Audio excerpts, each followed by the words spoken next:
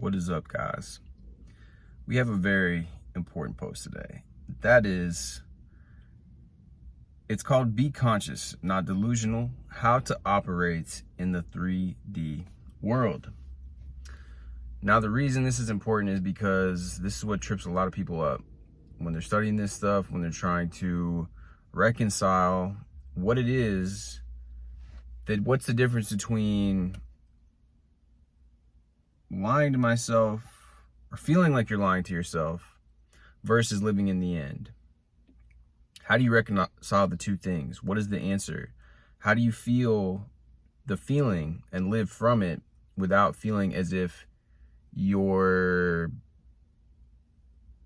not being honest with yourself? So let's get into it. So what is the difference between consciously living from the end and living in an illusion? I feel the vast majority of people's disappointment and skepticism comes from understanding the difference in Neville Goddard's technique.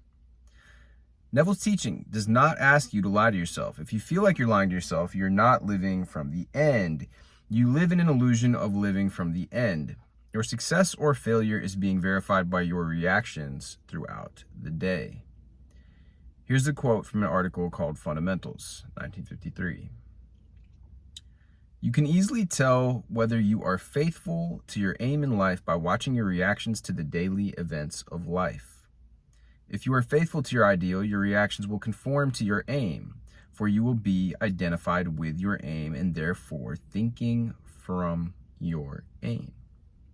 If your reactions are not in harmony with your ideal, it is a sure sign that you are separated from your ideal and are only thinking of it. And that's the difference. Assume that you are the loving one you want to be, and notice your reactions throughout the day in regard to that assumption, for your reactions will tell you the state from which you are operating. Your reactions, whether it be thoughts or physical actions, let you know if you have assumed the state of your wish fulfilled and you don't live in an illusion. One single reaction after you wake up is able to verify if you're living from the end. If you wake up in the morning with hope something happened or happens later in the day, you're not living from the end. Hope is only implying uncertainty and wishful thinking. The same applies to waking up with exaggerated excitement. Would you keep feeling elation if something was natural to you? There's nothing wrong in saying positive and being happy. It's always better to be happy than not. But living in the end does not mean you walk in exhilaration. Exhilaration is exhausting. We've talked about that before here. Neville also said in lectures Q&A, when asked if we should talk to another about our wish as if it's already happened, it takes spiritual boldness to tell another that your desire is fulfilled before it is seen on the outside. If you do not have that kind of boldness, you had better keep quiet. I wholeheartedly agree. To me, this implies also to keeping quiet before one's own self and silencing inner self-talks in regard to their wish. It's better not to think about your desire at all than to expose yourself to contradictory reactions. Even if they're merely your own thoughts, if you correct a contradictory thought to, oh, but how amazing it is that I received it, you still see that you had that contradictory thought in the first place. You do not live from the end yet. That's interesting. With each day, though, you're on the right path. At some point, you'll see no contradictory thought will occur, no contradictory action. Until this point, just keep repeating. Repetition is the key. Until you wake up knowing, not hoping, until you wake up feeling, not wanting. One last remark. All above applies if you want to use the method of conscious projection as taught by Neville Goddard. Please see my previous post about conscious versus unconscious projection for comparison with other methods. Yeah, so I thought this was powerful. I read this and it clicked for me that every single day that I wake up and I have a goal, but I'm constantly thinking of, oh, I hope this happens. that's not living in the end. And that's what I think a lot of us, when we're working towards a goal, it makes sense because we have to think systematically, like, what are we going to do? What are the steps to achieve this? And if we can just do them without, it's interesting because I will notice on certain days or certain, like with a goal, for example, of posting that I've been doing, making reels, it helps if I'm not checking them after I post them. It helps if I'm not feeling attached to the outcome. I'm not feeling that attached importance to the result, to saying, oh, well, I really, really want this to do well. I really want this to get a lot of views. I really hope that people like it.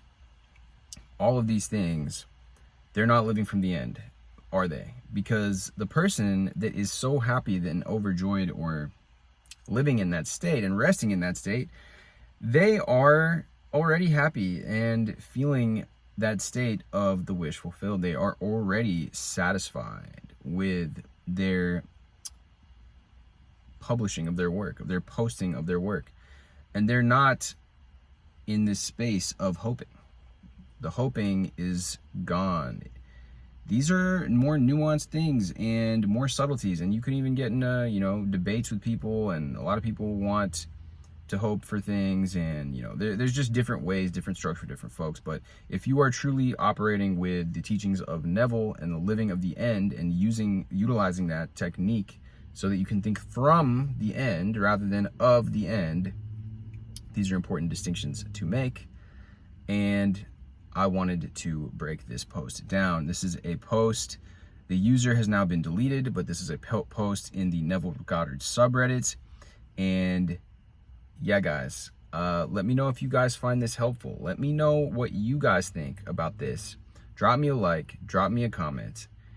Much love as always. And if this helped you, if this was valuable to you at all, I would really appreciate you hitting that subscribe as well. We're going to be dropping more content about these things, and I really also I want to relate this to transurfing as well.